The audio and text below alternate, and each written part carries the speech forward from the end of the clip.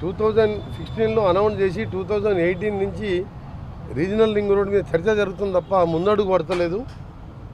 గత ప్రభుత్వం దాని మీద కొన్ని అనౌన్స్ చేసినప్పుడు యూటిలిటీ చార్జ్ కడదామని చెప్పి ఒప్పుకొని తర్వాత వాళ్ళు మేము కట్టామని చెప్పడం, నేషనల్ హైవే వాళ్ళు దాన్ని బ్యాక్ పోవడం, మళ్ళీ మా గవర్నమెంట్ వచ్చిన తర్వాత నేను వచ్చి గడ్కరీ గారి ఆనరబుల్ మినిస్టర్ గారిని కలిసి సీఎం గారు నేను ఇద్దరం కలిసి వారిని ఒప్పిస్తే వాళ్ళు యూటిలిటీ ఛార్జ్ కూడా మీరు కట్టే అవసరం లేదు మేమే కట్టుకుంటామని చెప్పి ముందుకు వచ్చి రావడం, దాన్ని వేగవంతం చేసే ప్రక్రియలో ఎలక్షన్ కోడ్ వచ్చినప్పుడు కొద్దిగా ఆలస్యమైంది.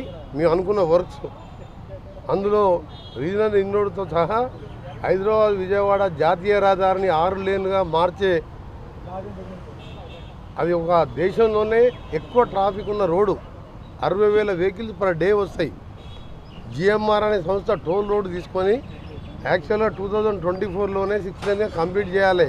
కానీ వాళ్ళు వివిధ కారణాలు చూపిస్తూ కోర్టుకు వెళ్తూ దాన్ని 6 లేన్గా టేకప్ చేయలేదు.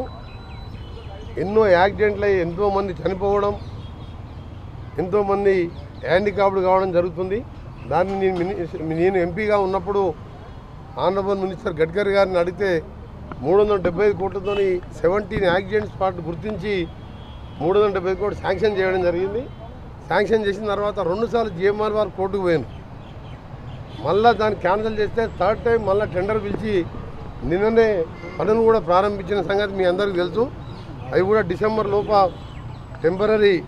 టెంపరీ రిలీఫ్ అట్లీస్ట్ యాక్సిడెంట్ తక్కువ చేస్తూ హైదరాబాద్ను విజయవాడని వెంటనే 6 లేన్గా చేయాలని చెప్పి ఈరోజు నేను మా ఈఎన్సీ గారు గణపతి రెడ్డి గారు ఇంకా మిగతా అధికారులతో కలిసి మినిస్టర్ గారిని చెప్పడం జరిగింది.